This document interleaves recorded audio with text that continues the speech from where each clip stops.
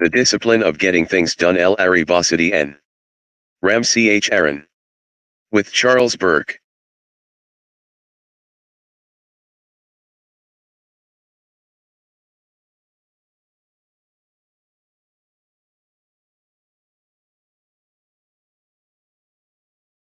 Larry *. My job at Honeywell International these days is to restore the discipline of execution to a company that had lost it. Many people regard execution as detail work that's beneath the dignity of a business leader. That's wrong. To the contrary, it's a leader's most important job. This particular journey began in 1991 when, after a 34-year career at General Electric, I was named Allied Signal's CEO. I was accustomed to an organization that got things done, where people met their commitments. I took execution for granted. So it was a shock when I got to Allied Signal. Sure, I knew it would be in rough shape, but I wasn't prepared for the malaise I found. The company had lots of hard-working, bright PEO * throughout this book. Co-authors Larry BOSSIDY and Ram CHARAN will provide insights written in the first person. Larry talks primarily from his experience as a senior executive at General Electric, Allied Signal, and Honeywell International. Ram speaks from his wide-ranging 35 years of experience as an advisor to business leaders and boards of directors around the world. PLE, but they weren't effective, and they didn't place a premium on getting things done. Viewed on the surface, Allied Signal had the same basic core processes as GE or most other companies. It had one for people, one for strategy, and one for budgeting or operations. But unlike the processes at GE, those at Allied Signal weren't yielding results. When you manage these processes in depth, you get robust outputs.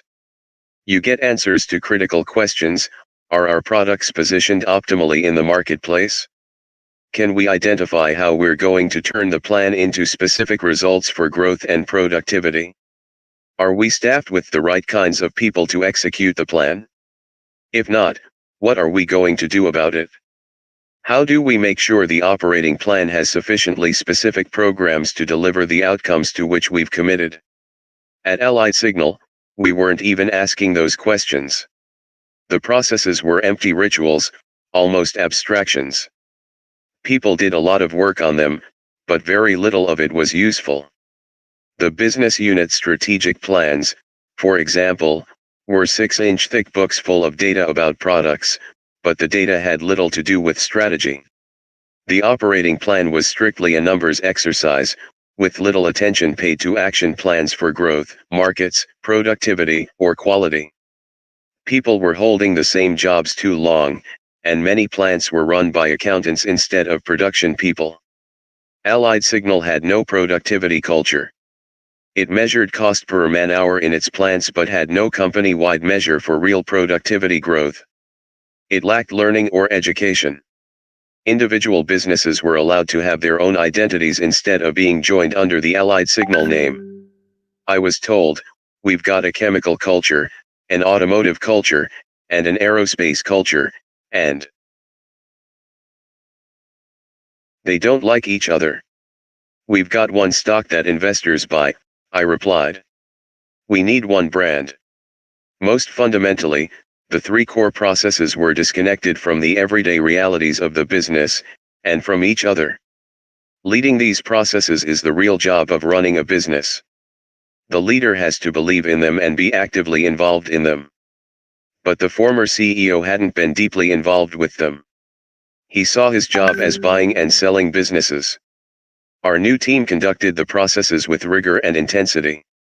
By the time I retired after the merger with Honeywell in 1999, we had tripled our operating margins to almost 15%, raised our return on equity from just over 10% to 28%, and delivered an almost 9-fold return for shareholders. How did we do it? We created a discipline of execution. Putting an execution environment in place is hard, but losing it is easy. Less than 2 years later, the picture had changed again. The company didn't deliver the results investors expected, and the stock price was down. After the proposed merger with GE fell through, Honeywell's board asked me to spend a year getting the company back on track. Certainly the distraction and uncertainty of the merger effort had taken a toll. Good people had left or were leaving. But the discipline of execution had unraveled. The intensity of the core processes had waned. Honeywell wasn't getting things done. Before I left the company, for example, we had developed a turbogenerator product that I thought was a very promising entry into the market for standby power. It would be perfect for small businesses such as 7-Eleven stores. On returning, I found the product had been built incorrectly. It was too small for the market and would run only on natural gas, when we needed to offer both oil and gas alternatives. Sales were pathetic. People expected that I'd find some way to salvage the product. After all, I had been the instigator. But when I looked at the situation, I saw it was too far gone. We'd be better off spending the money on something else. So we closed it down. When a company executes well, its people are not victims of mistakes like this. If Honeywell had had an execution culture, either the turbogenerator would have been built correctly from the outset, or it would have been fixed soon enough to be successful. And when a company executes well, its people are not brought to their knees by changes in the business environment. After the tragic events of September 11, we had to tear up our aerospace operating plan for 2001. But we put together a new one in 10 days. We identified as best we could the shortfalls of revenue, and we decided what we'd have to do to offset them with cost cuts. We also put a team in place to coordinate and ramp up all of our security products, and we re-energized our defense marketing folks. There aren't many companies where leaders would produce a new operating plan for a major part of the company in 10 days. More often there'd be a lot of talk and off-site conferences but no action. That's one distinction between companies that execute and those that don't. Too many leaders fool themselves into thinking their companies are well run. They're like the parents in Garrison Keillor's fictional Lake Wobegon, all of whom think their children are above average. Then the top performers at Lake Wobegon High School arrive at the University of Minnesota or Colgate or Princeton and find out they're average or even below average.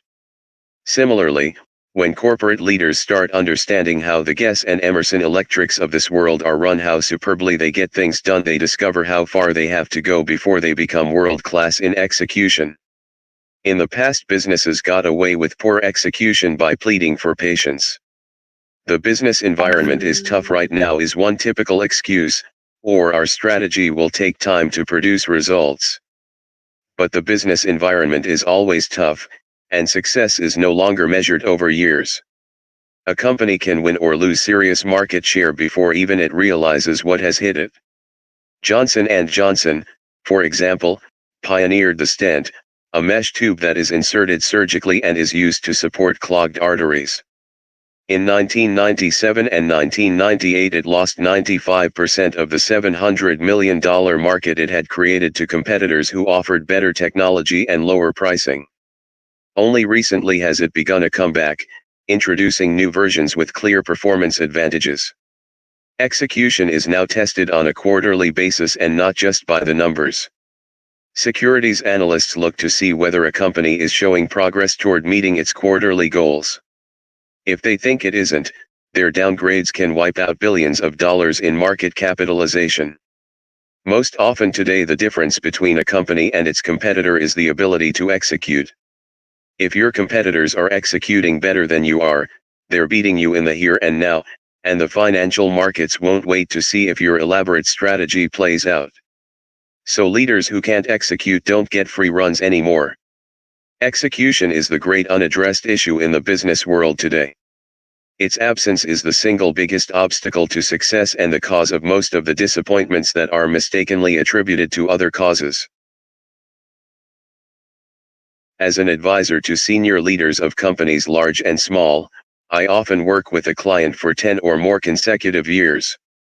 I have the opportunity to observe corporate dynamics over time and to participate directly in them.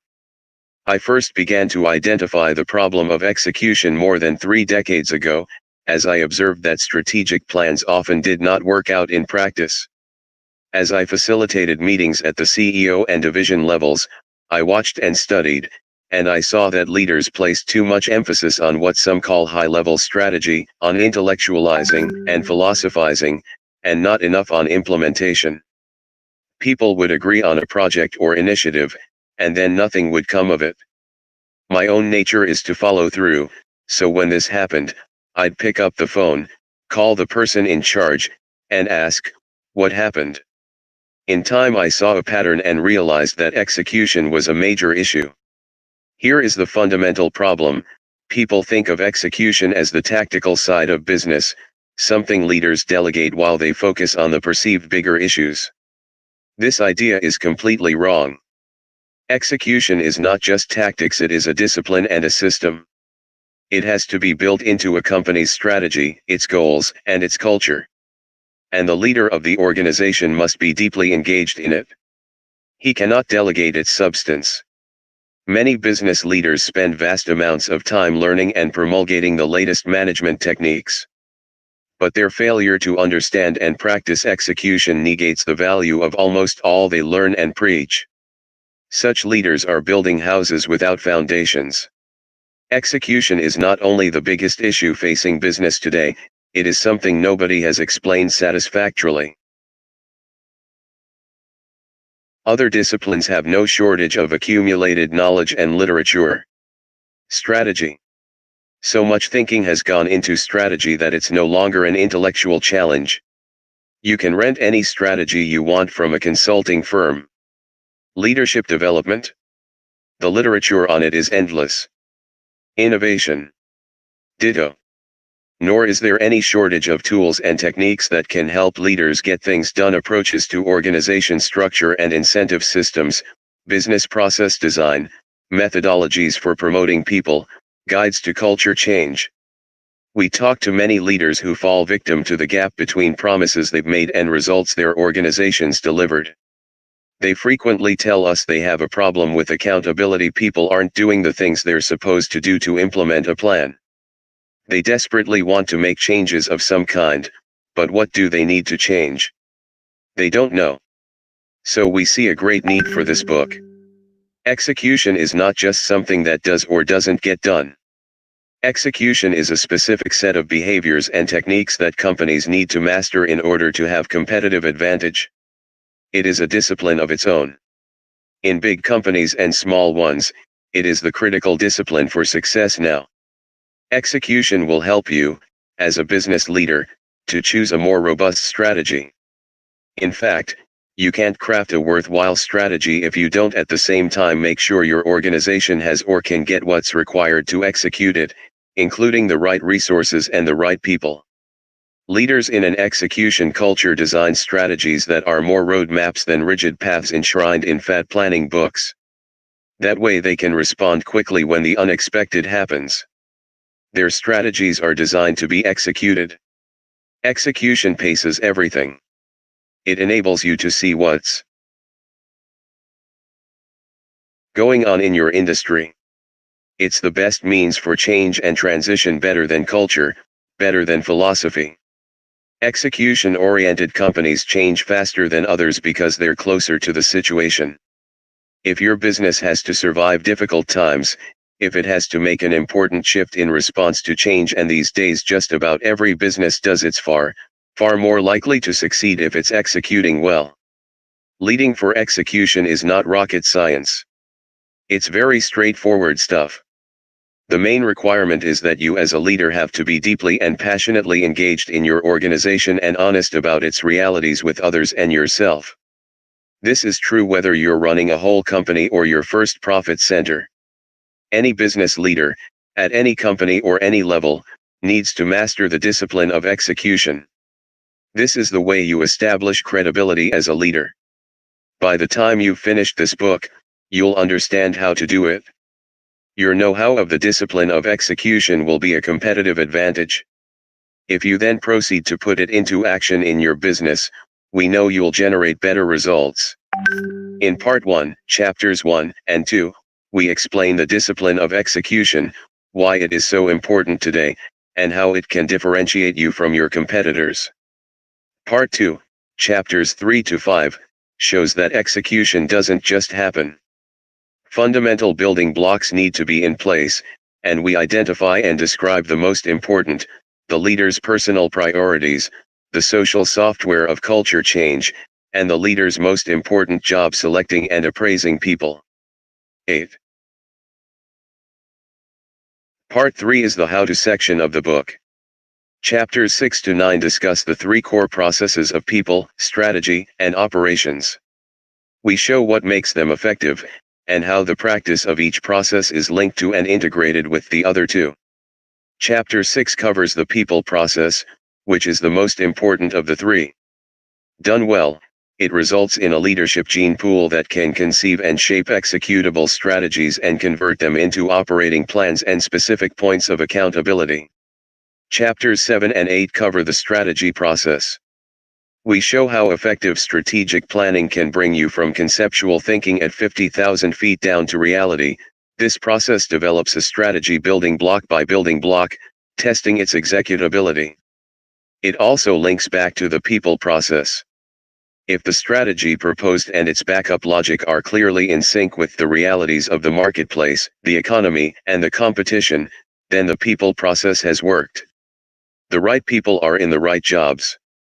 The problem with many so-called strategies is that they're too abstract and shallow, or else they're really operations plans, not strategies. The leadership and its capabilities may be mismatched. For example, a leader may have great skills in a business function like marketing or finance but may not be a strategist. In Chapter 9 we show that no strategy delivers results unless it's converted into specific actions.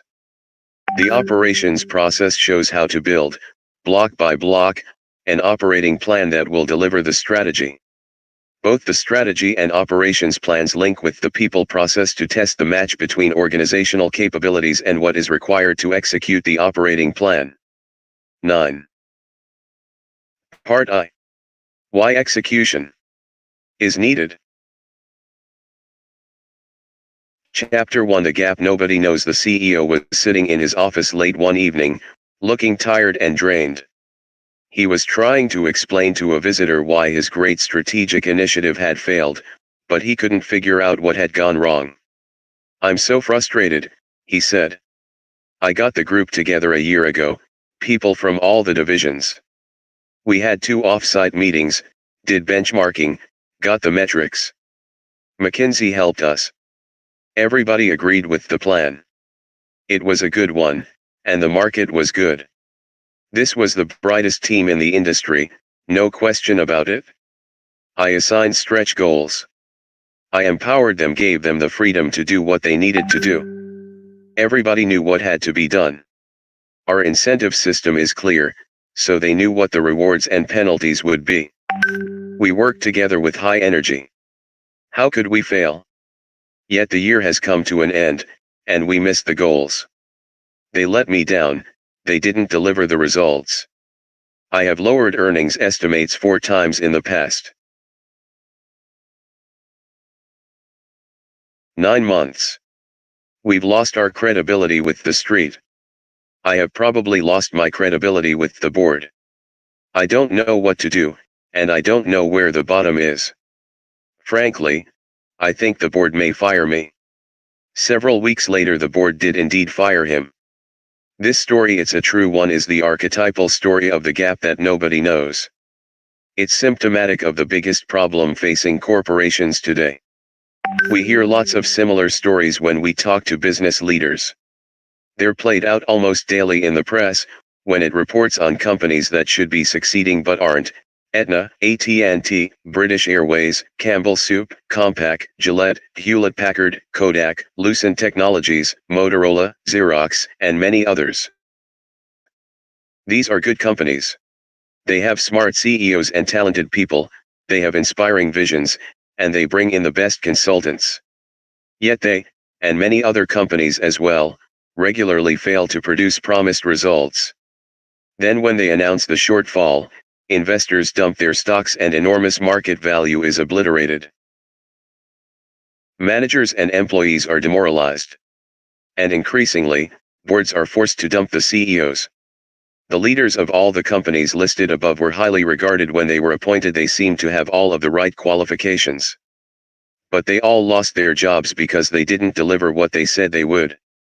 In the year 2000 alone, 40 CEOs of the top 200 companies on Fortune's 500 list were removed, not retired but fired or made to resign. When 20% of the most powerful business leaders in America lose their jobs, something is clearly wrong. This trend continued in 2001 and will clearly be in evidence in 2002. In such cases, it's not just the CEO who suffers, so do the employees, alliance partners, shareholders, and even customers. And it's not just the CEO whose shortcomings create the problem, though of course he or she is ultimately responsible. What is the problem? Is it a rough business environment? Yes. Whether the economy is strong or weak, competition is fiercer than ever. Change comes faster than ever. Investors who were passive when today's senior leaders started their careers have turned unforgiving. But this factor by itself doesn't explain the near epidemic of shortfalls and failures. Despite this, there are companies that deliver on their commitments year in and year out. Companies such as GE, Walmart, Emerson, Southwest Airlines, and Colgate-Palmolive. When companies fail to deliver on their promises, the most frequent explanation is that the CEO's strategy was wrong. But the strategy by itself is not often the cause. Strategies most often fail because they aren't executed well. Things that are supposed to happen don't happen. Either the organizations aren't capable of making them happen, or the leaders of the business misjudge the challenges their companies face in the business environment, or both. Former Compaq CEO Eckhard Pfeiffer had an ambitious strategy, and he almost pulled it off. Before any of his competitors, he saw that the so-called Wintel architecture, the combination of the Windows operating system and Intel's constant innovation, would serve for everything from a palm held to a linked network of servers capable of competing with mainframes. Mirroring IBM, Pfeiffer broadened his base to serve all the computing needs of enterprise customers. He bought Tandem, the high-speed, fail-safe mainframe manufacturer, and digital equipment company, DEC, to give Compaq serious entry into the services segment. Pfeiffer moved at breakneck speed on his bold strategic vision, transforming Compaq from a failing niche builder of high-priced office PCs to the second biggest computer company, after IBM, in just 6 years. By 1998 it was poised to dominate the industry. But the strategy looks like a pipe dream today. Integrating the acquisitions and delivering on the promises required better execution than Compaq was able to achieve. More fundamentally, neither Pfeiffer nor his successor, Michael Capellas, pursued the kind of execution necessary to make money as PCs became more and more of a commodity business. Michael Dell understood that kind of execution.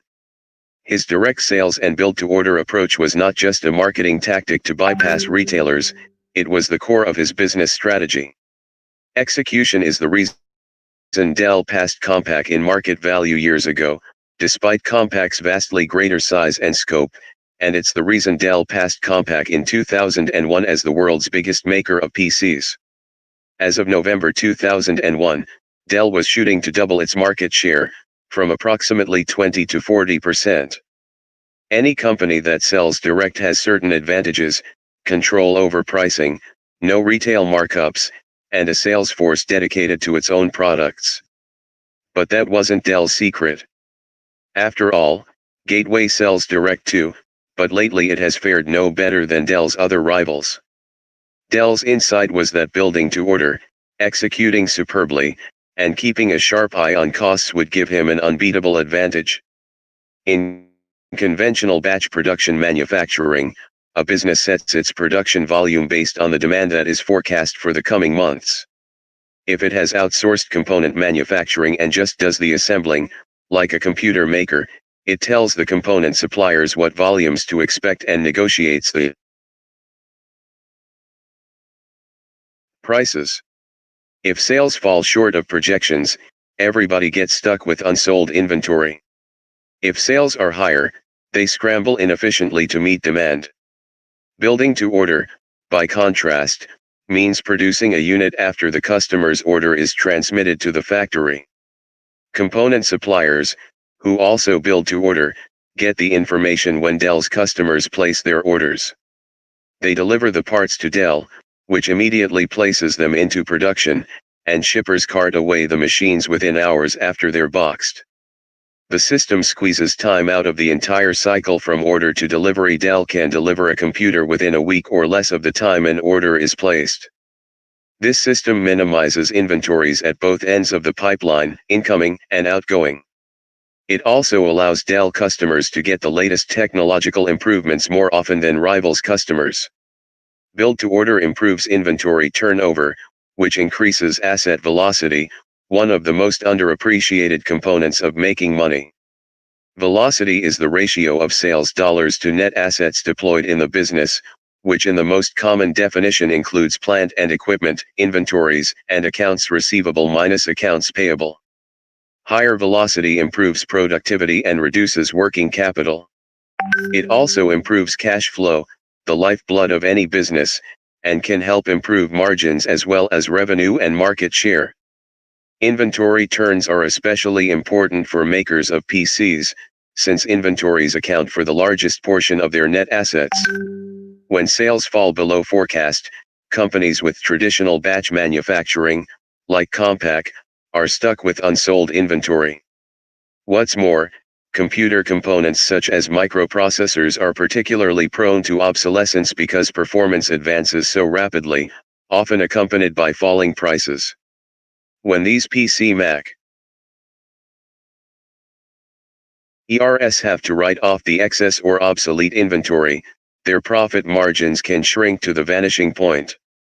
Dell turns its inventory over 80 times a year, compared with about 10 to 20 times for its rivals, and its working capital is negative. As a result, it generates an enormous amount of cash. In the fourth quarter of fiscal 2002, with revenues of $8.1 billion and an operating margin of 7.4%, Dell had cash flow of $1 billion from operations.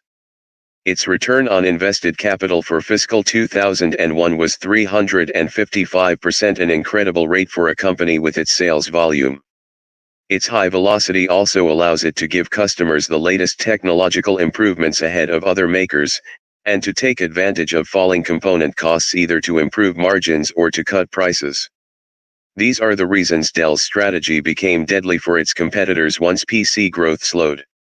Dell capitalized on their misery and cut prices in a bid for market share, increasing the distance between it and the rest of the industry. Because of its high velocity, Dell could show high return on capital and positive cash flow, even with margins depressed. Its competition couldn't. The system works only because Dell executes meticulously at every stage. The electronic linkages among suppliers and manufacturing create a seamless extended enterprise. A manufacturing executive we know who worked at Dell for a time calls its system the best manufacturing operation I've ever seen.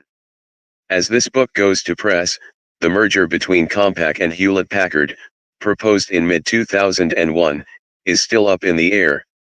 No matter, alone or in combination, nothing they do will make them competitive with Dell unless they come up with an equal or better build-to-order production model. The chronic underperformers we've mentioned so far have lots of company. Countless others are less than they could be because of poor execution. The gap between promises and results is widespread and clear. The gap nobody knows is the gap between what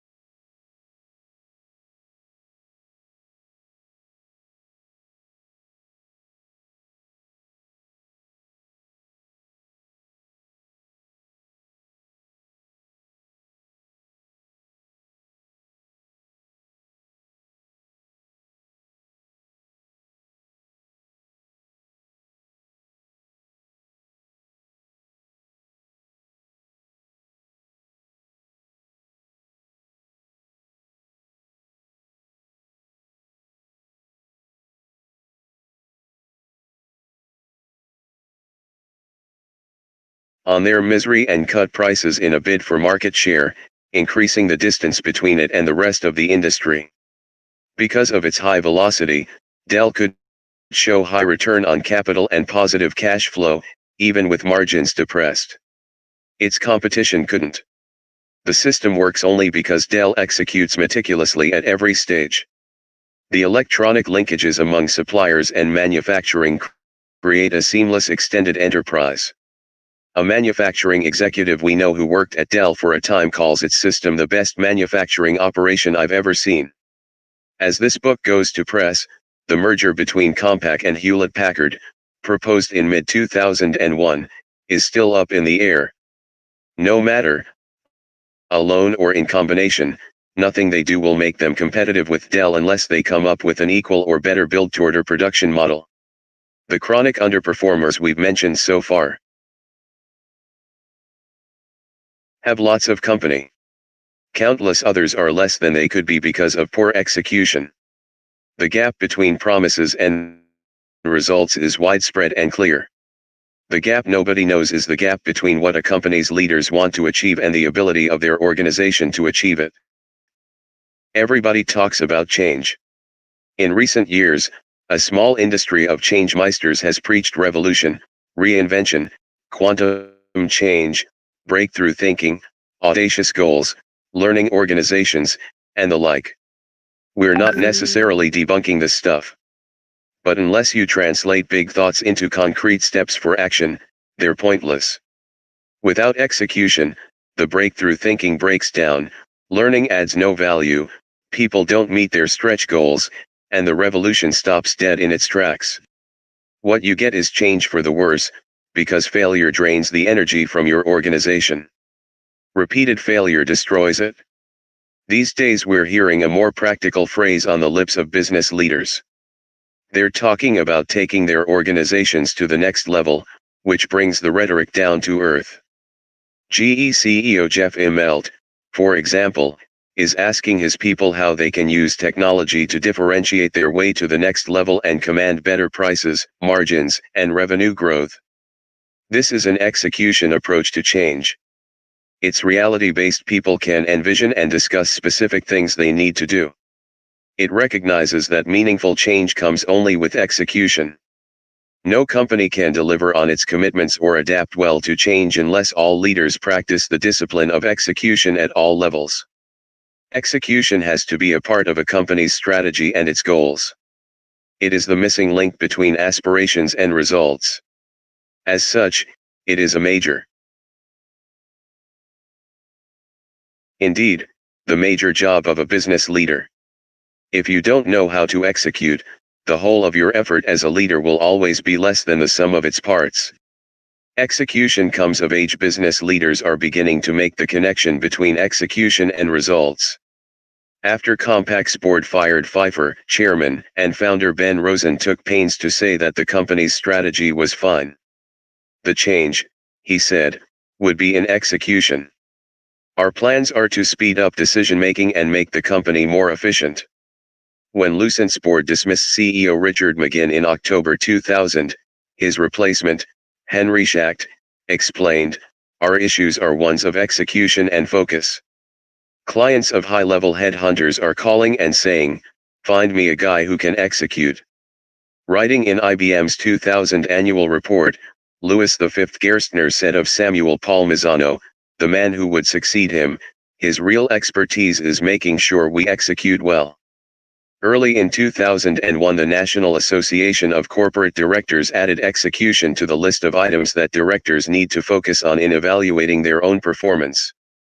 Directors, the group says, have to ask themselves how well the company is executing and what accounts for any gap between expectations and management's performance.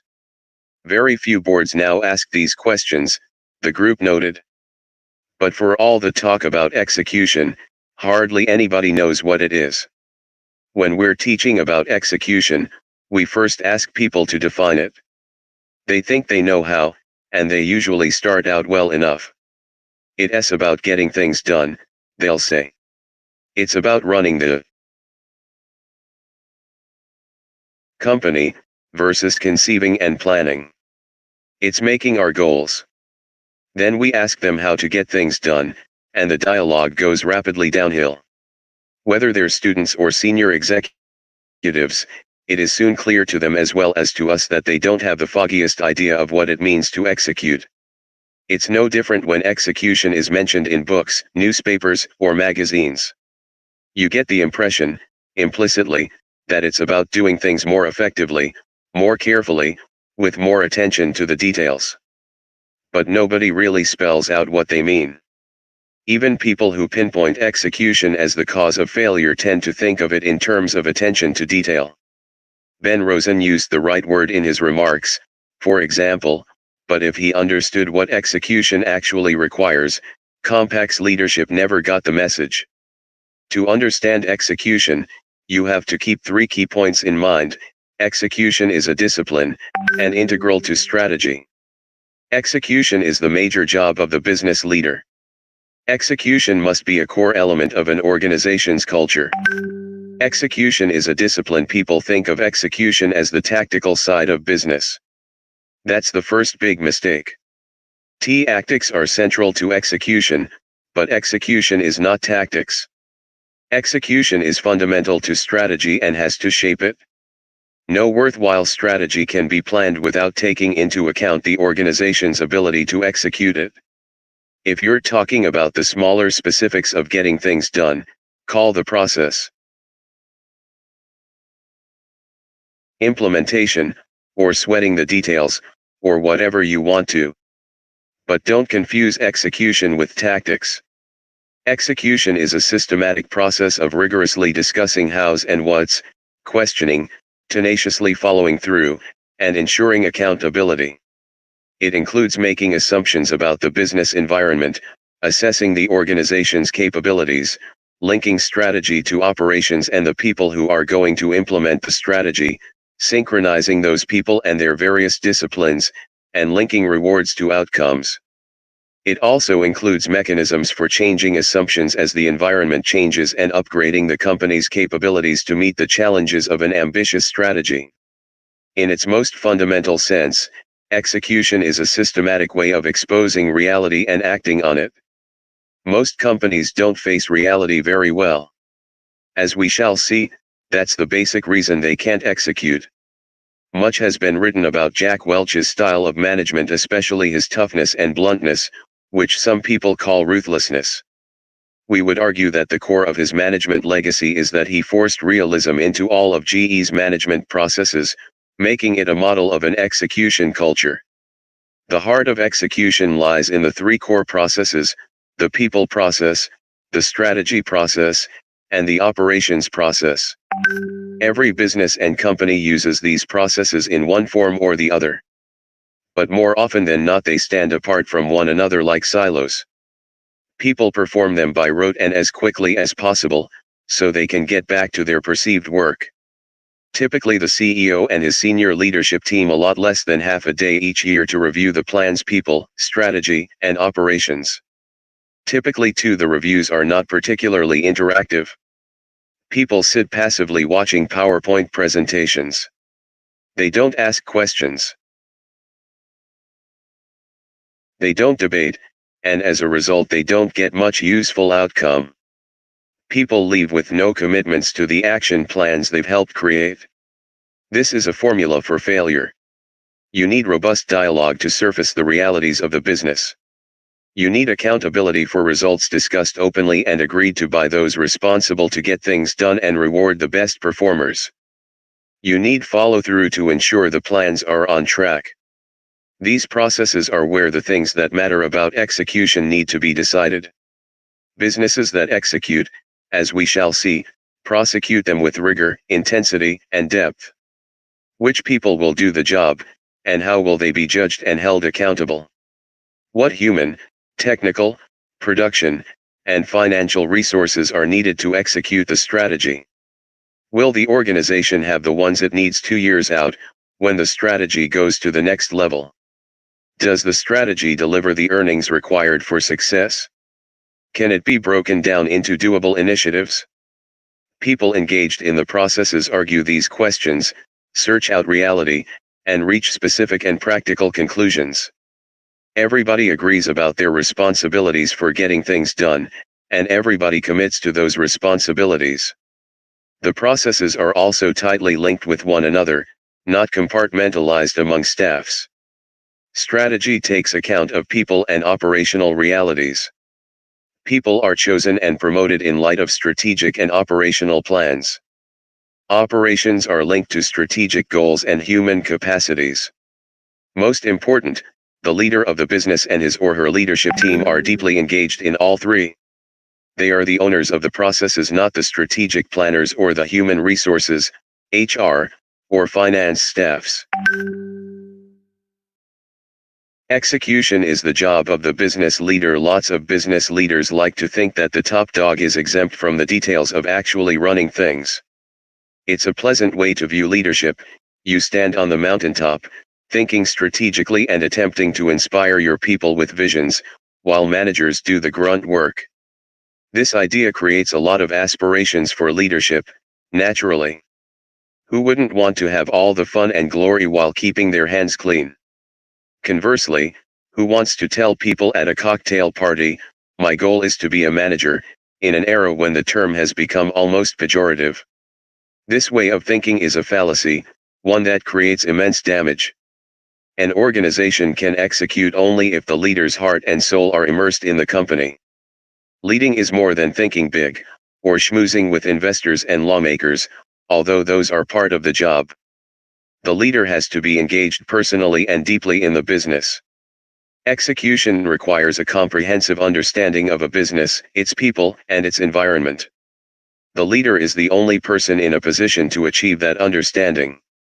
And only the leader can make execution happen, through his or her deep personal involvement in the substance and even the details of execution. The leader must be in charge of getting things done by running the three core processes, picking other leaders, setting the strategic direction, and conducting operations. These actions are the substance of execution, and leaders cannot delegate them regardless of the size of the organization. How good would a sports team be if the coach spent all his time in his office making deals for new players, while delegating actual coaching to an assistant?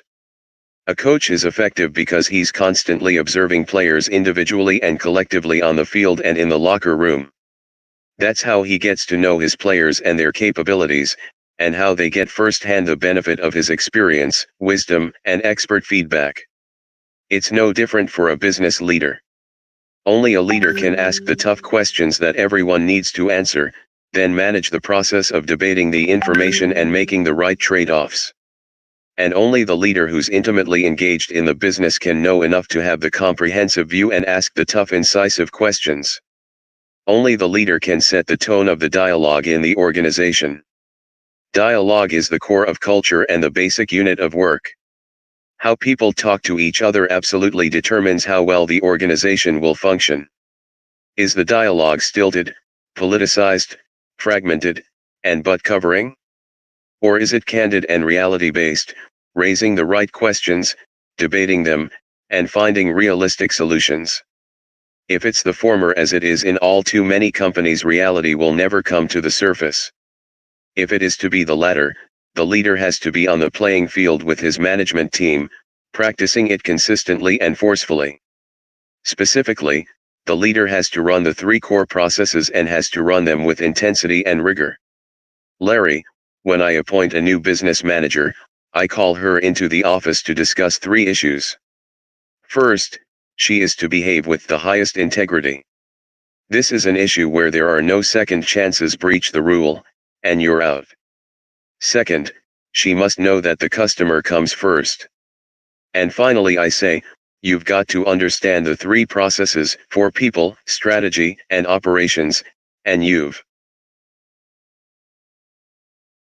got to manage these three processes. The more intensity and focus you put on them, the better you make this place. If you don't understand that, you've got no chance of succeeding here. Companies that do these processes in depth fare dramatically better than those that just think they do. If your company doesn't do them in depth, you aren't getting what you deserve out of them. You put in a lot of time and effort and don't get useful output. For example, everyone likes to say that people are the most important ingredient in their success. But they often hand off the job of assessing people and rewarding them to the HR staff, then rubber stamp the recommendations at their reviews. Far too many leaders avoid debating about people openly in group settings. That's no way to lead. Only line leaders who know the people can make the right judgments. Good judgments come from practice and experience. When things are running well, I spend 20% of my time on the people process. When I'm rebuilding an organization, it's 40%. I'm not talking about doing formal interviews or selecting staff, I mean really getting to know people. When I go out to visit a plant, I'll sit down for the first half hour with the manager. We'll have a discussion about the capability of his people, looking at who is performing well and who needs help. I'll go to a meeting of the whole staff and listen to what they have to say. Then I'll sit down after the meeting and talk about my impressions of the people and write a letter confirming the agreements made at the meeting. And I'll assess people's performance not just at our formal reviews but 2 or 3 times a year. When we were putting these processes into place at 26 Allied Signal, one guy, a pretty good guy, said to me at a meeting, "You know, I've got to go through this people ritual again this year." I said, "That's the dumbest comment I've ever heard, because you tell the world how little you know about your job. If you really feel that way, you've got to do something else, because if you're not going to get good at this, you can't be successful." I didn't say it in front of everybody, but I thought to myself, that just tells me maybe I've got the wrong guy. But he didn't do that again. I don't think he ever came to love the people process, but he did it, and he got something out of it. He got to know his staff and made it better. Leaders often bristle when we say they have to run the 3 core processes themselves. "You're telling me to micromanage my people, and I don't do that," is a common response. Or, "It's not my style. I'm a hands-off leader. I delegate, I empower." We agree completely that micromanaging is a big mistake. It diminishes people's self-confidence, saps their initiative, and stifles their ability to think for themselves. It's also a recipe for screwing things up. Micromanagers rarely know as much about what needs to be done as the people they're harassing, the ones who actually do it. But there's an enormous difference between leading an organization and presiding over it. The leader who boasts of her hands-off style or puts her faith in empowerment is not dealing with the issues of the day. She is not confronting the people responsible for poor performance, or searching for problems to solve and then making sure 27 they get solved. She is presiding, and she's only doing half her job. Leading for execution is not about micromanaging, or being hands-on, or disempowering people. Rather, it's about active involvement, doing the things leaders should be doing in the first place. As you read on, you'll see how leaders who excel at execution immerse themselves in the substance of execution and even some of the key details. They use their knowledge of the business to constantly probe and question. They bring weaknesses to light and rally their people to correct them. The leader who executes assembles an architecture of execution. He puts in place a culture and processes for executing, promoting people who get things done more quickly and giving them greater rewards. His personal involvement in that architecture is to assign the tasks and then follow up. This means making sure that people understand the priorities, which are based on his comprehensive understanding of the business, and asking incisive questions. The leader who executes often does not even have to tell people what to do. She asks questions so they can figure out what they need to do. In this way she coaches them, passing on her experience as a leader and educating them to think in ways they never thought before. Far from stifling people, this kind of leadership helps them expand their own capabilities for leading. Jack Welch, Sam Walton, and Herb Kelleher of Southwest Airlines were powerful presences in their organizations. Just about everybody knew them, knew what they stood for, and knew what they expected of their people. Was it because of their forceful personalities? Why yes, but a forceful personality doesn't mean anything by itself. 28. Chainsaw Al Dunlap, the celebrated and outspoken champion of savage cost-cutting, had a forceful personality and he wrecked the companies he was supposedly turning around. Are leaders like Jack, Sam, and Herb good communicators? Again, yes, but communication can be mere boilerplate, or it can mean something. What counts is the substance of the communication and the nature of the person doing the communicating, including his or her ability to listen as well as to talk. Maybe such people are good leaders because they practice management by walking around. We've all read the stories about Herb or Sam popping up on the front lines to chat with baggage handlers or stockroom clerks. Sure, walking around is useful and important, but only if the leader doing the walking knows what to say and what to listen for. Leaders of this ilk are powerful and influential presences because they are their businesses. They are intimately and intensely involved with their people and operations. They connect because they know the realities and talk about them. They're knowledgeable about the details. They're excited about what they're doing. They're passionate about getting results. This is not inspiration through exhortation or speech making. These leaders energize everyone by the example they set. In his last year as GE CEO, Jack Welch, as he had done for 20 years in the job, spent a week of 10-hour days reviewing the operating plans of the company's various units. He was intimately involved in the back-and-forth dialogue. Even at the end of his career, Jack wasn't presiding. He was leading by being actively involved. 29. Execution has to be in the culture. It should be clear by now that execution isn't a program you graft onto your organization. A leader who says, "Okay, now we're going to execute for a change," is merely launching another fad of the month, with no staying power. Just as the leader has to be personally involved in execution, so must everyone else in the organization understand and practice the discipline. Execution has to be embedded in the reward systems and in the norms of behavior that everyone practices. Indeed, as we will show in Chapter 4, focusing on execution is not only an essential part of a business's culture, it is the one sure way to create meaningful cultural change. One way to get a handle on execution is to think of it as akin to the Six Sigma processes for continual improvement. People practicing this methodology look for deviations from desired tolerances. When they find them, they move quickly to correct the problem.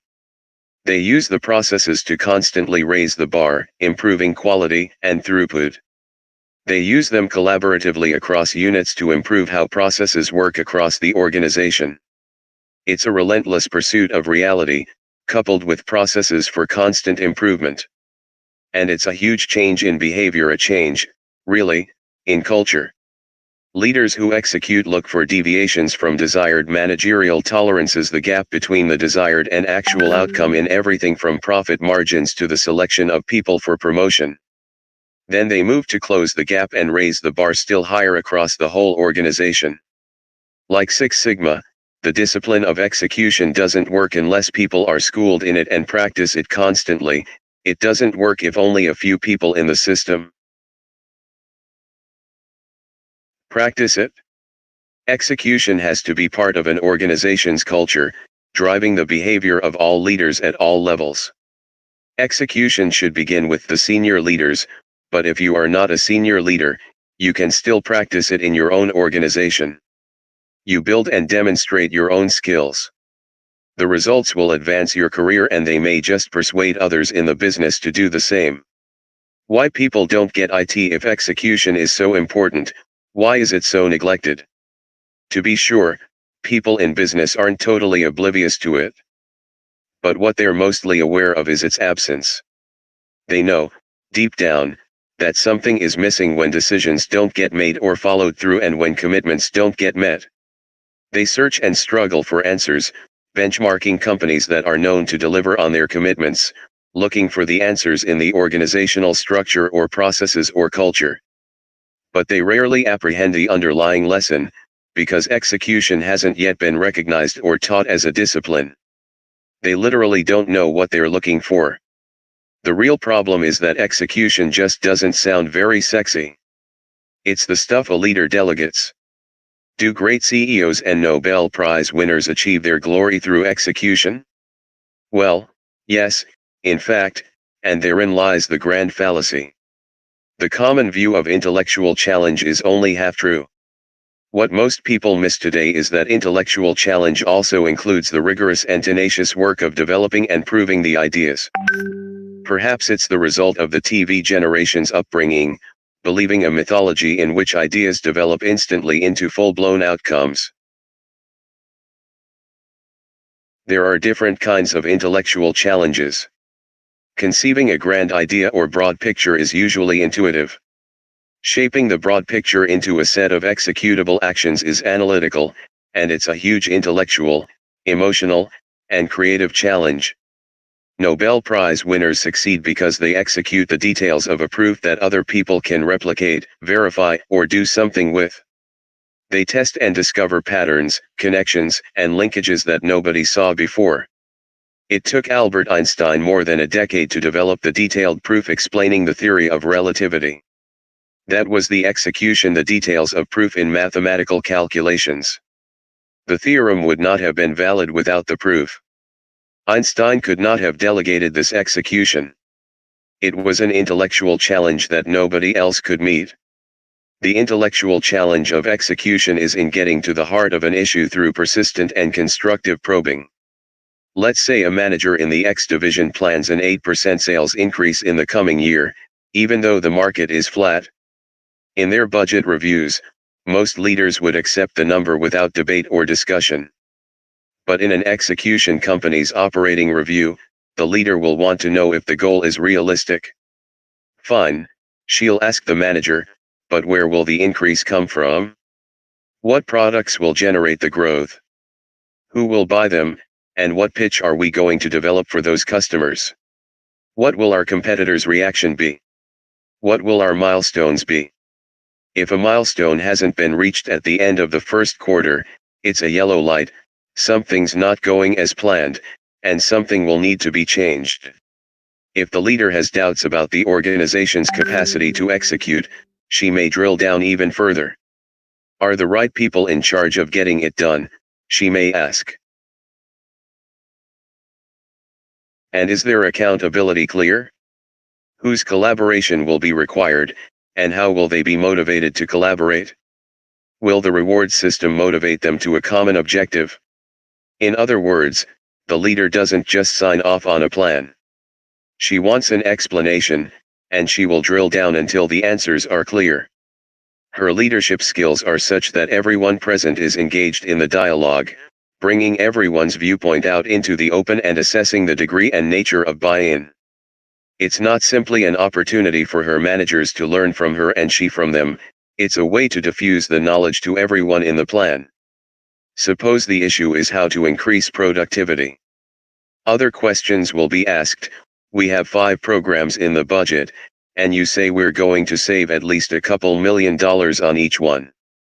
What are the programs? Where is the money going to be saved? What's the timeline? How much is it going to cost us to achieve it? And who is responsible for it all? Organizations don't execute unless the right people, individually and collectively, focus on the right details at the right time. For you as a leader, moving from the concept to the critical details is a long journey. You have to review a wide array of facts and ideas, the permutations and combinations of which can approach infinity. You have to discuss what risks to take, and where. You have to thread through these details, selecting those that count. You have to assign them to the people who matter, and make sure which key ones must synchronize their work. Such decision-making requires knowledge of the business and the external environment.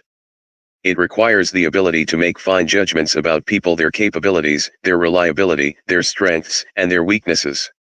It requires intense focus and incisive thinking. It requires superb skills in conducting candid, realistic dialogue. This work is as intellectually challenging as any we know of. Leadership without the discipline of execution is incomplete and ineffective. Without the ability to execute, all other attributes of leadership become hollow. In Chapter 2 we demonstrate, through the stories of 4 businesses and their leaders, why execution makes all the difference in the world. Chapter 2 The Execution Difference. Every great leader has had an instinct for execution. He has said, in effect, unless I can make this plan happen, it's not going to matter. But the selection, training, and development of leaders doesn't focus on this reality. Judging from our observations, a high proportion of those who actually rise to the top of a business organization have made their mark, their personal brand as high-level thinkers. They are the kind of people who get caught up in the intellectual excitement of each new big idea that comes out and adopt it with enthusiasm. They are articulate conceptualizers, very good at grasping strategies and explaining them. This, they know, is what it takes to get ahead. They aren't interested in the how of getting things done, that's for somebody else to think about. Judging a person's intelligence is easy for people who hire and promote others. It's harder to research a person's track record and gauge their know-how about getting things done, particularly when the performance is the result of many people working together. But the intelligent, articulate conceptualizers don't necessarily understand how to execute. Many don't realize what needs to be done to convert a vision into specific tasks, because their high-level thinking is too broad. They don't follow through and get things done, the details bore them. They don't crystallize thought or anticipate roadblocks. They don't know how to pick people for their organizations who can execute. Their lack of engagement deprives them of the sound judgment about people that comes only through practice. The trouble with Jojo, the CEO whose downfall we described in Chapter 1, is a typical leader who didn't know how to execute.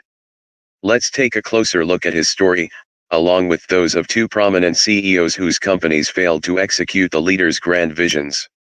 You'll recall that Joe couldn't understand why his people hadn't delivered the anticipated results. He'd brought in a top consulting firm to design a new strategy.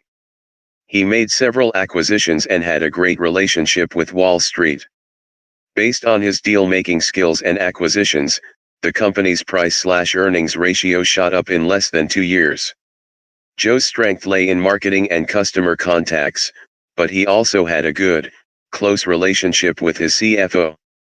Joe set stretch goals, and the CFO handed the numbers down to the operating people.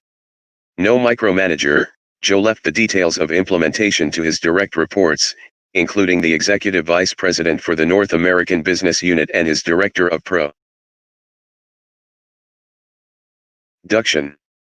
But Joe stayed on top of the quarterly numbers.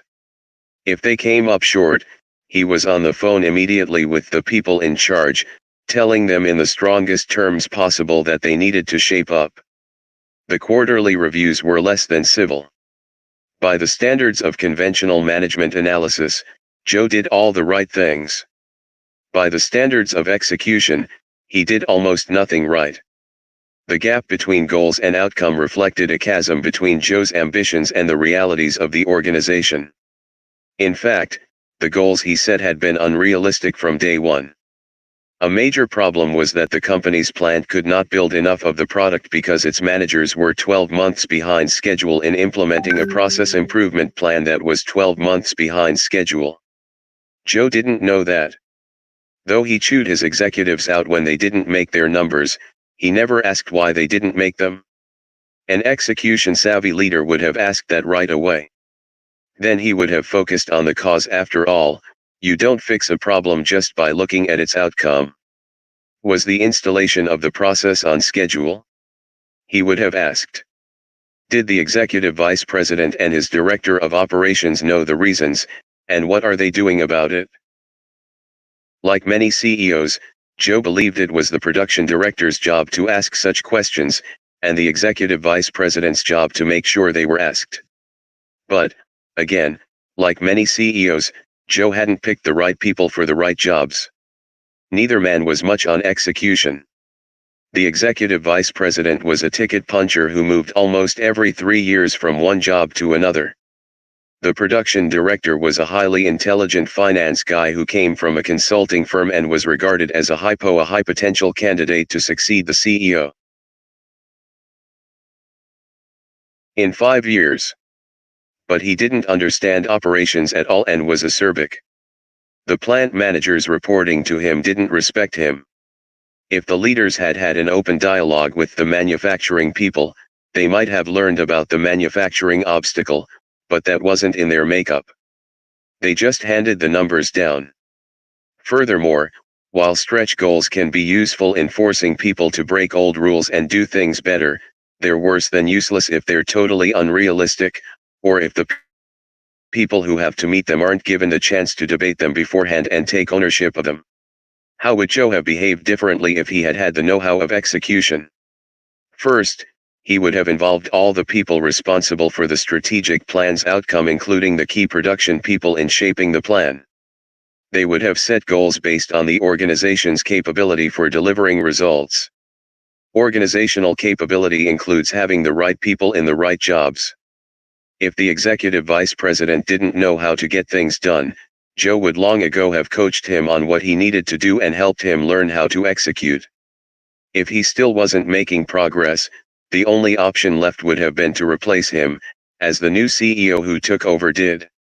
Second, Joe would also have asked his people about the hows of execution. How, specifically, were they going to achieve their projected demand on a timely basis, their inventory turns, and cost and quality goals?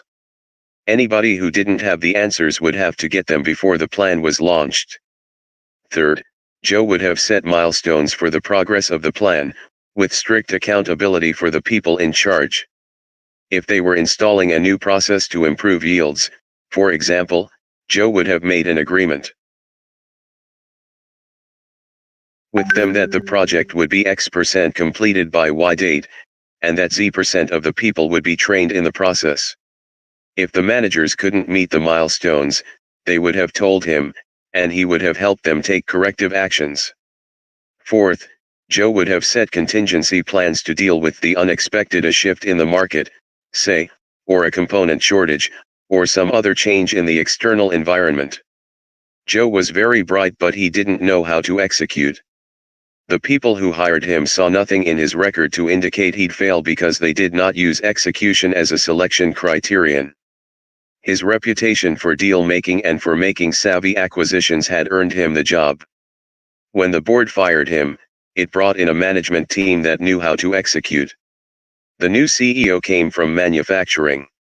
He and his team reviewed and discussed the hows with plant managers, set milestones, and followed through with discipline and consistency to review them. The execution gap at Xerox: the people at Xerox who hired Richard C. Thoman saw no reason why he'd fail either. Thoman was one of the most thoughtful people to head a major American company in recent years, and a highly respected strategist. When Xerox hired him as CEO in 1997, he was one of Louis V.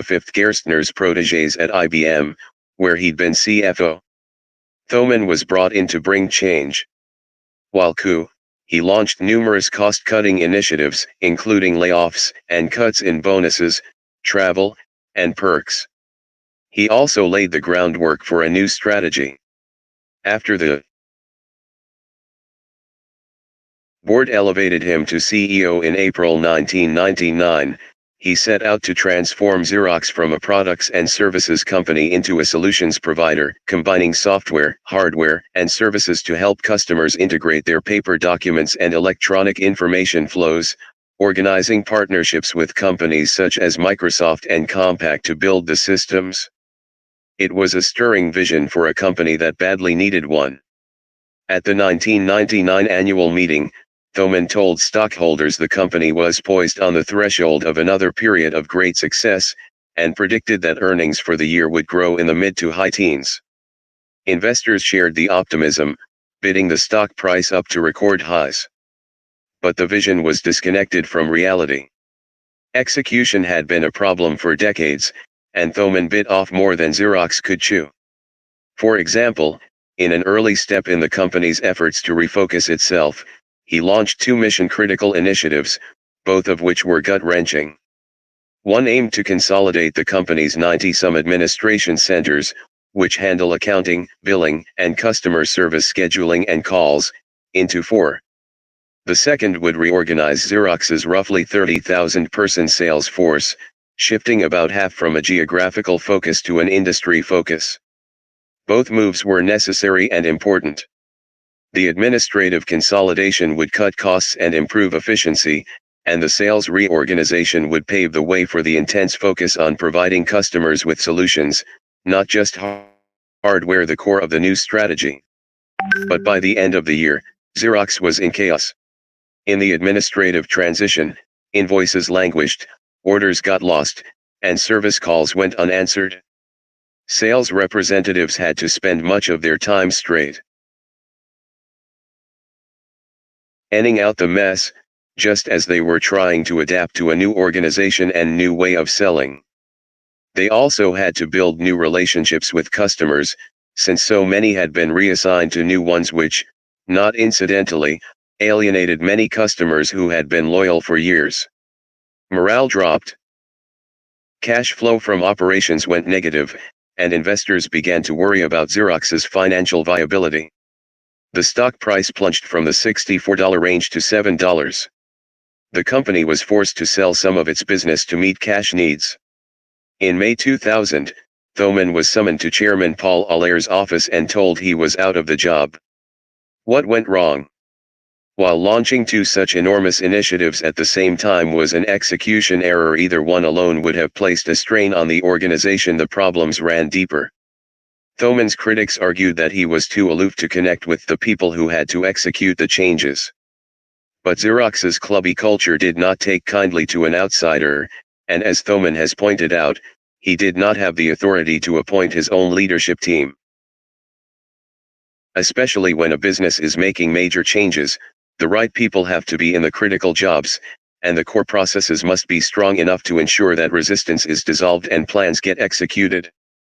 Both of these building blocks were missing. Out of touch at Lucent, hopes were high when Lucent Technologies named Richard McGinn as CEO in 1996. A strong marketer, McGinn was personable and adept at explaining the company's bright prospects to the investment community. He promised investors dazzling growth in revenues and earnings. Given the climate of the times and seen from an altitude of 50,000 feet, the promises looked credible to the board and to investors. The combination of Western Electric and Bell Labs spun out of AT&T. Lucent would in 1997 concentrate on the booming telecommunications equipment market, from consumer telephones to network switching and transmission gear. With Bell Labs, it had an R&D resource that nobody else could match. But McGinn had difficulty getting things done inside the company. "We got ahead of our capacity to execute," said Henry Schacht, who came back from retirement to replace McGinn after he was fired in October 2000. The collapse of the telecommunications bubble eventually took down almost every player, but Lucent's decline began even before that. The company fell sooner, harder, and farther than its competitors. In a technological marketplace moving at internet speed, McGinn did not change the slow-moving and bureaucratic Western Electric culture. Lucent's structure was cumbersome, and its financial control system was woefully inadequate. For example, executives couldn't get information about profit by customer, product line, or channel, so they had no way of making good decisions about where to allocate resources. McGinn's people asked him in vain to fix the situation. He failed to confront non-performing executives or replace them with people able to act as decisively as their counterparts at competitors such as Cisco and Nortel.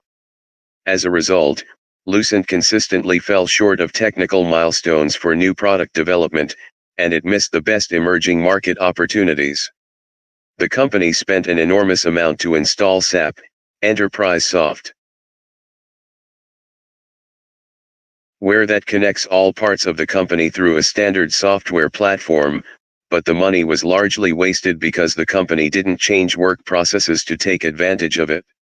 Lucent did meet its financial targets during the first 2 years, surfing on its customers' unprecedented wave of capital investment.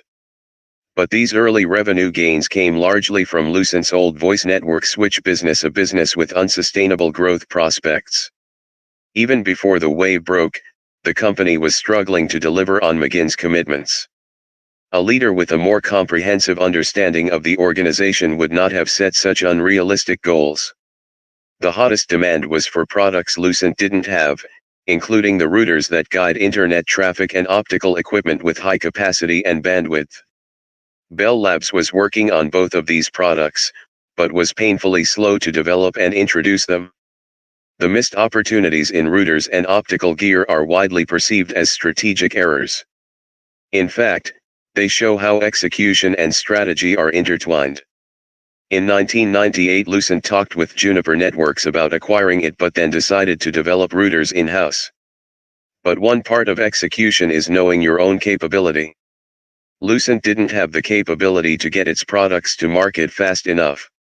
At the very least, good execution would have kept growth projections from getting so far out of hand when the company didn't have a presence in one of the hottest growth markets. Similarly, the strategic error in optical gear originated with poor execution in this case, the failure to understand changes in the external environment. As early as 1997, Lucent engineers were pleading with senior management to let them develop fiber optic products. But the leadership was used to listening its biggest customers, AT&T, its former parent, and the baby bells, and those customers had no interest in optical gear. This is a classic case of the so-called innovator's dilemma. Companies with the greatest strength in a mature technology tend to be least successful in mastering new ones. But the innovator's dilemma itself has an execution solution that isn't generally recognized. If you're really executing, and you have the resources, you are listening to tomorrow's customers as well as today's and planning for their needs. Nortel was hearing the same arguments from its big customers, but it saw the emerging needs and organized itself to supply them. Second, in the mad rush to grow revenues, Lucent set out in too many directions at once. It added myriad unprofitable product lines and acquired businesses it couldn't integrate or even run, especially in the many cases where leaders of the acquired companies left because they couldn't abide the bureaucratic culture. Costs ran wild. The 36 acquisitions, along with a roughly 50% increase in the workforce to some 160,000, led to redundancies, excess costs, and lowered visibility. The end game began well before the telecommunications market imploded. Under pressure to meet unrealistic growth projections, people left to their own devices did anything they could. Salespeople extended extraordinary amounts of financing, credit, and discounts to customers. They promised to take equipment that customers couldn't later sell.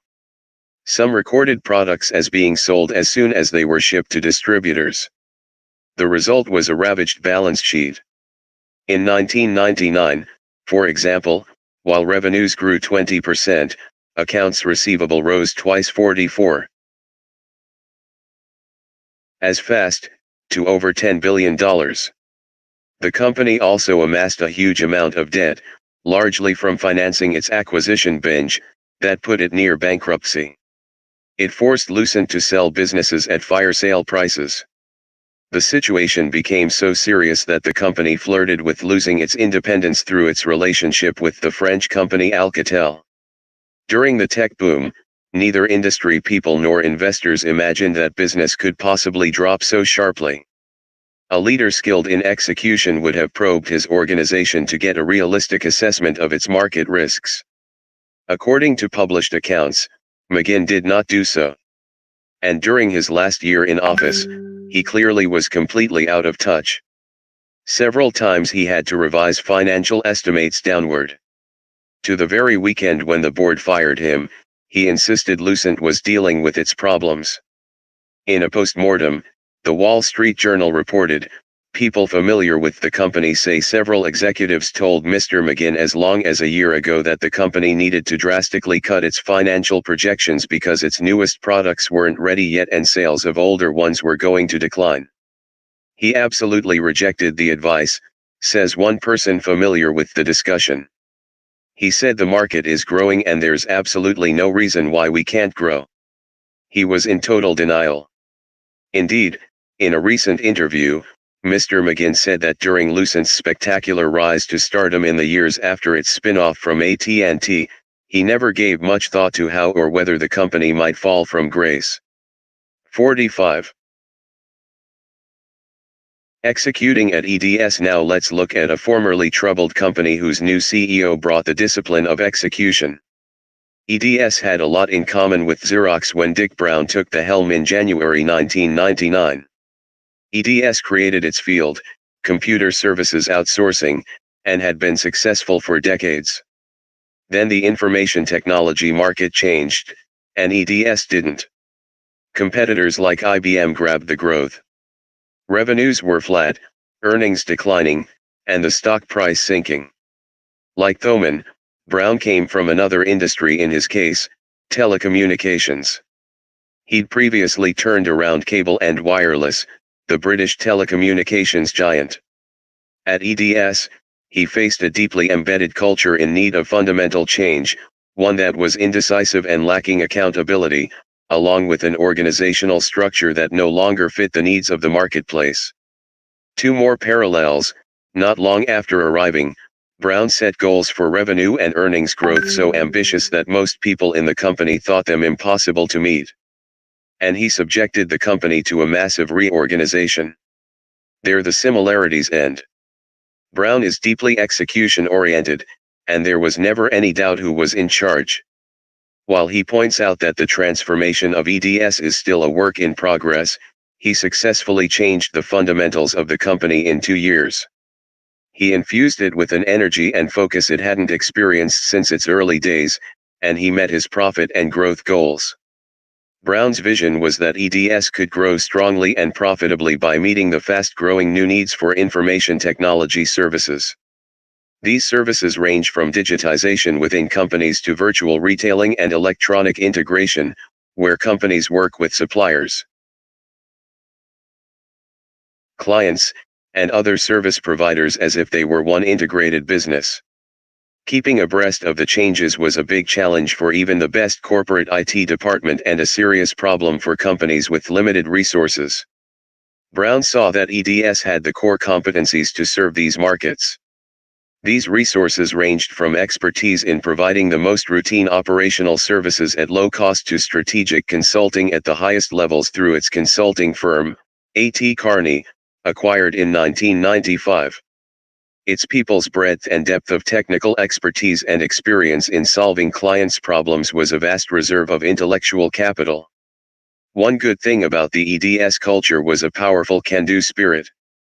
What one executive called the belief we could do things for clients that seemed impossible was the legacy of founder Ross Perot. But EDS was trapped in its old structure and culture. Its 40-odd strategic business units, SBUs, were organized along industry lines, such as communications, consumer goods, and state health care. They divided the company into a confederation of fiefdoms, each with its own leaders, agenda, staffs, and sometimes policies. These fiefdoms rarely worked together, and the new marketplace opportunities were falling between the stools. How would Brown apply the company's intellectual capital to the new environment? EDS would need a new organizational structure, but first Brown had to change the culture to one of accountability and collaboration. Brown jumped out onto the playing field. First, he got to know the company intimately, traveling around the globe for 3 months, meeting people at all levels formally and informally to talk and listen. In weekly emails that he sent to the whole organization, he not only told employees what he was thinking but also asked them to respond and make suggestions. His candid and down-to-earth messages weren't simply communications, they were a tool for changing attitudes. They made the company's goals, issues, and new leadership style clear to the employees everywhere. And they put pressure from below on managers to explain priorities and open up their own dialogues. Brown increased the quality and flow of information in other ways, too. For example, sales figures, which had formerly been compiled quarterly, were now reported daily, and for the first time the top 150 or so senior leaders were given the company's vital information, from profit margins to earnings per share. Starting at the highest levels, Brown created new ways to drive accountability and collaboration. In the monthly performance call, for example, he, his COO, and his CFO began hosting Monday morning conference calls of the company's roughly top 150 leaders. These calls are essentially an ongoing operating review, in which the company's performance for the previous month and the year to date is compared with the commitments people have made. The calls provide early warning of problems and instill a sense of urgency. People who fall short have to explain why, and what they are going to do about it. In the early days, when Brown was building the new culture of execution, the calls also served to reinforce the new standards of accountability. The point I tried to make is that when you sign up for what used to be a budget item, you are committing for your team and each other, he says. The rest are depending on you. It added a layer of weight and responsibility that was missing before. The calls have brought a new reality to discussions of EDS operations. The talk is straightforward, even blunt, designed to elicit truth and coach people in the behavior Brown expects of his managers. Intense candor, Brown calls it, a balance of optimism and motivation with realism. We bring out the positive and the negative. The calls can be uncomfortable for those in the negative column. In front of their peers, executives have to explain why and what they're doing to get back on track. If your results are negative enough, adds Brown, we'll talk after class. Such talks involve a series of questions and suggestions about what actions the executive plans to take to get back to performing on plan.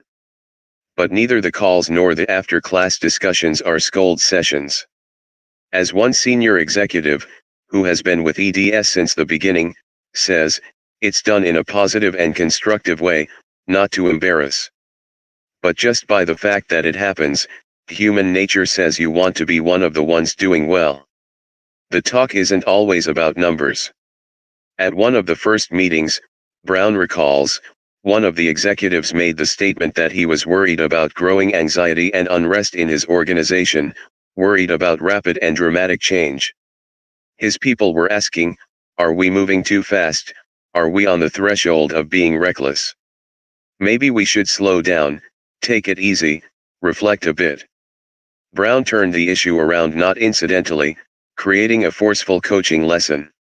I jumped all over that. This is a test of leadership, I said.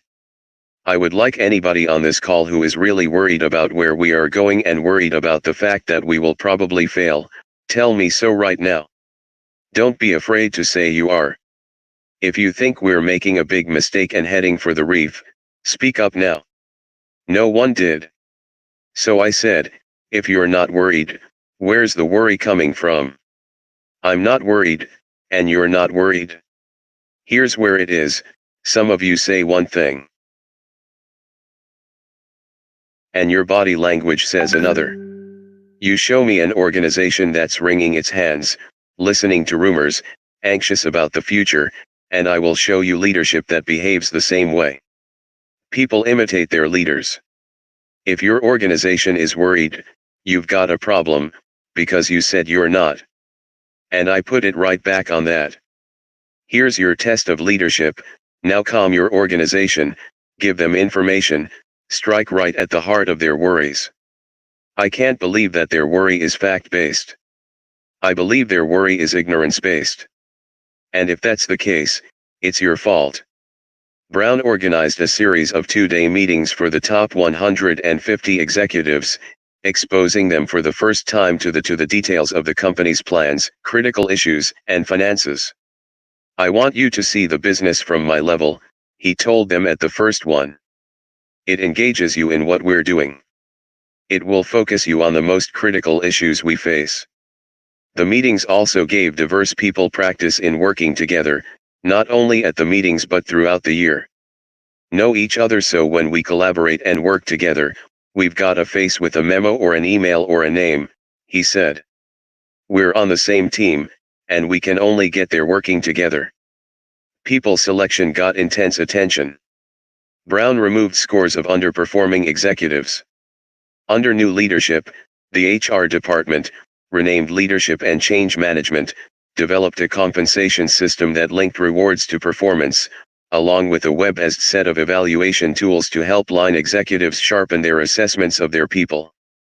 Also added were extensive training courses for leaders at all levels, targeted to specific organizational needs. Leaders who 50 couldn't handle all the changes either got coaching or were removed. Brown himself ordered an analysis of the sales staff's performance and found, among other things, that 20% of the salespeople had sold nothing at all for the previous 6 months. He said to his sales executives, "What are you going to do about these people and about their supervisors?" The 20% were replaced. In its total impact on the company, Brown's reorganization was far bigger and more complex than the one that brought Xerox to its knees. Brown essentially turned EDS upside down. The SBUs were rolled into a new organization of 4 lines of business, LOBs, centered on broad market segments. eSolutions would offer a complete range of services for the extended enterprise, linked electronically with suppliers and clients, from supply chain networks to internet security. Business Process Management would provide businesses and governments with administrative and financial processing and client relationship management. Information Solutions would sell IT and communications outsourcing, managed storage, and management of desktop systems. And AT Kearney would specialize in high-end consulting, along with executive search services. EDS has since added a 5th LOB, POM Solutions, which offers digitized product lifecycle management from development to collaboration with suppliers for manufacturing companies. The new structure was more than a way to divide up business according to markets. It was designed so that EDS could fully leverage its intellectual capital for the first time, drawing on people from all parts of the company to provide solutions for clients. Collaboration among the lines of business would enable EDS to bring every client a 51 value proposition based on its full end-to-end capability from business strategy consulting to process redesign and management to web hosting. It wouldn't work unless the people from the old business units learned not only their new jobs but also new ways of working together. At the same time, they were under orders to raise productivity at a 4 to 6% annual rate, making about $1 billion a year available for reinvestment or the bottom line. Moreover, the speed of new product introduction and delivery could not slacken. The radical overhaul succeeded because Brown put its design in the hands of the people who would have to make it work. A team of 7 executives was assembled from different disciplines and regions to come up with the new model. Meeting regularly with Brown, his co, and the CFO, they produced the model in 10 weeks of 7-day-a-week effort. Simply in terms of the demands it made of EDS leaders, the new organization could not have been more different from the old one. In the past, the heads of business units were focused solely on the success of their part of the company. The new model, however, was designed to maximize results for the company as a whole, requiring close collaboration among all of the businesses. For most of the executives, the experience was their first taste of such teamwork. It wasn't always easy. Here's what one member had to say about the process: "We were 7 people from different backgrounds with different views and different opinions. Some were more sales-oriented, some more delivery-oriented, some internationally focused, some very industry knowledgeable. And we had to agree up 52 front that the model we produced was one that we all completely bought into. Getting there was really hard. I can tell you we had lots of fights among ourselves. We stormed out of the building and didn't like each other some days. Compromise is difficult for me. I'm a very strong, opinionated person. There were lots of times when I was really frustrated. And there were days when I would leave our meetings, and I'd get in my car, and I would literally think, we're destroying this company. I've got 20 years in the company, it's family to me, and I love it here. I couldn't stand to think that we were destroying it. It takes some, I guess, emotional and mental processing to make such a radical change, to understand that hey, What we did before doesn't always have to be the way we do it in the future, and you just have to be open to it. And at the end we became personally close because we had to wrestle through all the points together. So it truly was a good developmental experience. While all this was going on, Brown sharpened the company's focus on the quality of service it delivered to its clients, which had slipped over the years. Service excellence became not only a mantra, but also an objective figuring in the performance rewards of all client-facing executives and lab presidents. Today 91% of EDS clients rate their service either good or excellent. The results are evident in EDS's performance. At the end of 2001, the company had achieved record revenues and solid market share gains, and chalked up 11 consecutive quarters of double-digit growth in operating margins 53. And earnings per share. Its stock price was up some 65% from the time Brown took the job. After the executive session of the December 2001 board meeting, each EDS director approached Brown, and one by one told him they hadn't expected him to succeed in transforming the culture in less than 3 years, while at the same time delivering the stellar top and bottom line performance he'd achieved. Each of the previous 3 companies we've talked about was once an icon of American business. Xerox, Lucent, as Western Electric and Bell Labs, and EDS created their industries, led them for years, and once were the companies against which competitors benchmarked themselves. Today 2 are struggling to recapture a small fraction of their former glory, while the third has regained its luster and aims to lead its industry once again. The difference? Execution. The discipline of execution is based on a set of building blocks that every leader must use to design, install, and operate effectively the 3 core processes rigorously and consistently.